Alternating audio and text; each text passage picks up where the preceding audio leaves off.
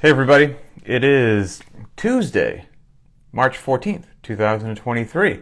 Time for another Tuesday live video. Hopefully a fun one today, just to get the old mind working. So the title that I posted for this Instagram live is Squat or Deadlift? If you only had to choose one, you only had to do one, which would it be and why? First of all, luckily we don't have to make that choice, right? So this is just a fun chat to kind of percolate some thoughts, if you will. We can squat and we can deadlift, so life is fantastic. And we can do a whole bunch of other really cool stuff. But this is just, if you had to pick one, why? And thinking about the benefits of each movement and then making that decision. So I'm going to give you some examples to think about, and at the end I'll tell you which one I would choose if I had to make that just horrible decision. So squat or deadlift, which one would you choose? And I've got some great information that maybe some people haven't read before, so hopefully it will fire you up to go check this stuff out. There's a couple old CrossFit I see Tanner, probably with the strongest member of the Linchpin community, just chimed in. Easy answer, coach, we're squatting. So I've got two old CrossFit Journal articles that I would encourage everybody to read. They're fantastic. And the first one is entitled The Deadlift. And Greg Glassman wrote this back in August of 2003, 20 years ago. This is from CrossFit Journal issue 12. It's only a few pages long. It's a quick read. It's good stuff. It's got some photos in there to check out, some points of performance. And I just highlighted a few things that are just wonderful statements that Coach Glassman wrote, and I'll get them in your brain right now. So it starts off with, the deadlift is unrivaled in its simplicity and impact, while unique in its capacity for increasing head-to-toe strength. I mean, wow, there's a compelling case right there for just one bullet point as to why the deadlift might be the winner of this argument. Then Greg goes on to say, regardless of whether your fitness goals are to rev up your metabolism, increase strength or lean body mass, decrease body fat, rehabilitate your back, improve athletic performance, or maintain functional independence as a senior, the deadlift is a marked shortcut to that end. Okay, the deadlift's a beast. We all know that. The deadlift should be in your regime. And Mr. Glassman is making one heck of a case as to why this could come out as the winner. I'm not going to say it yet, but let's check it out. A couple other fantastic things that I wish I had written because I'm very jealous of it. The deadlift, being no more than picking a thing up off the ground, keeps company with standing, running, jumping, and throwing for functionality, but imparts quick and prominent athletic advantage like no other exercise. No other exercise. But here's the next line. Not until the clean, snatch, and squat are well developed will the athlete again find as useful a tool for improving general physical ability. So once again, squat or deadlift, if you had to choose just one to do, which one would it be and why? And then I just highlighted a couple more sentences here, and then we'll move on to the squats, the key pros in its list. So Greg also wrote, if you want to get stronger, improve your deadlift. Fear of the deadlift abounds, but like fear of the squat, it is groundless. No exercise or regimen will protect the back from potential injuries of sport and life for certain, like the deadlift. So again, whatever, consult, whatever the stupid things we have to say before somebody, goes out and does something. Consult your physician before you do anything. But that's from the deadlift article that Greg Glassman wrote in 2003 as to why the deadlift is phenomenal, why sadly for so many years there was fear about it, that physicians would tell you not to do it, you're going to blow out your back, and it had just a terrible, undeserved stigma. Luckily, the deadlift is back as far as I can tell, and CrossFit has done a huge service to people by putting barbells in more people's hands and getting them to embrace the deadlift again. Okay, so that's the case for the deadlift. Now let's check out the squat. It has some compelling arguments as well. Okay, here we go, the squat. Now this, if you want to read this as well, this is from an article entitled Squat Clinic, and Greg wrote this one in December of 2002, so 21 years ago. Let's see, do I have a bunch here? Just a few things lined out here. So here we go, the squat clinic. The squat is essential to your well-being. The squat can both greatly improve your athleticism and keep your hips, knees, back sound and functioning into your senior years.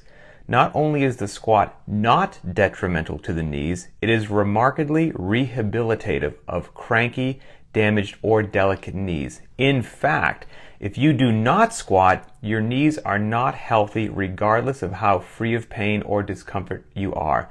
This is equally true of the hips and the back. Okay, it's a powerful case being made there. A little bit further down the page, on the athletic front, which we're significantly concerned with, the squat is the quintessential hip extension exercise, and hip extension is the foundation of all good human movement. Powerful, controlled hip extension is necessary and nearly sufficient for elite athleticism.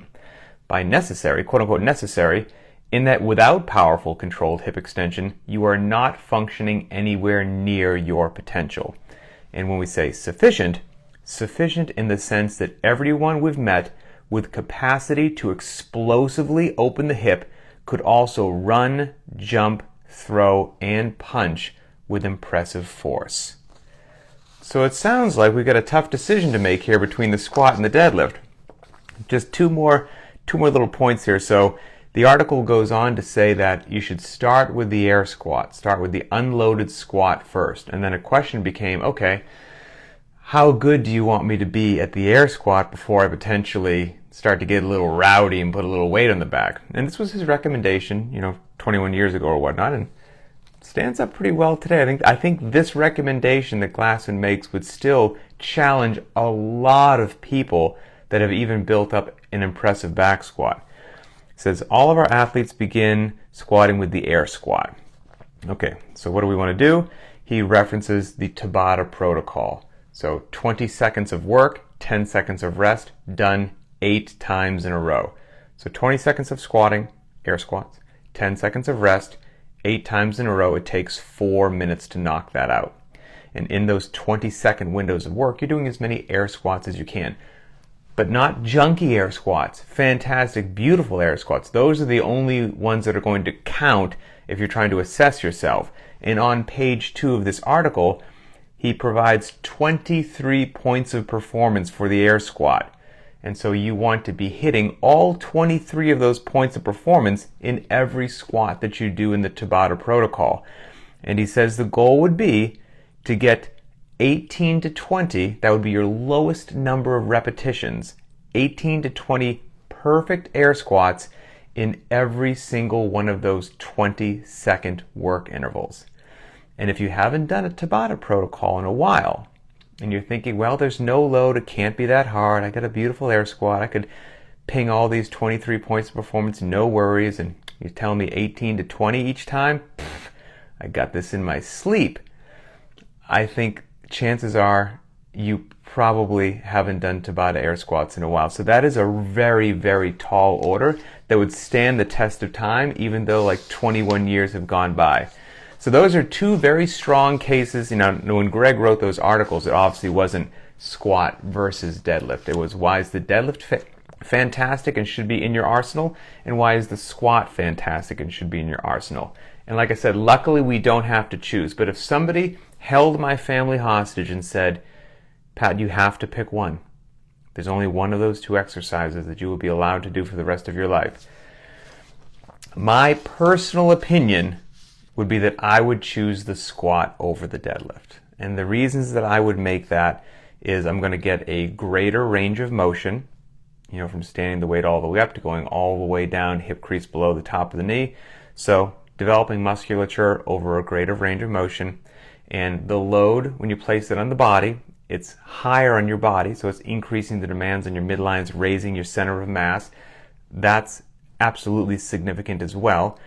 And then I feel very comfortable saying that if we're just going for just sheer range of motion and maintaining range of motion as you get older in life, there are probably plenty of people that still have the range of motion to pick something up off the ground if it fell, but going from a seated to a standing position, would be more of a challenge. So I feel very comfortable that if I maintained that range of motion necessary to do a squat, I would be maintaining through that the range of motion necessary to do a deadlift. So that would be my choice. Personally, for me, below parallel is where it's at. Below parallel is where all the cool kids hang out, 100%. Give me a squat clean over a power clean any day of the week. Let's go below parallel. That's where real athletes are made. So that's my 2 cents, just my opinion. So I'm curious in the comments, agree, disagree, and if you had to choose just the squat or just the deadlift, which one would you choose? Let me know why. Luckily we don't. We'll be doing both of them in a whole bunch of varieties, right? Air squat, wall ball, thruster, front squat, squat clean, hang squat clean, overhead squat, back squat, lunges, you name it. And then for the deadlift, we'll be pulling off the ground in as many different possible ways as we could 100% do as well. And so we're going to cover our bases just fine. But for me, it's a squat. Have a wonderful day, and we'll talk later.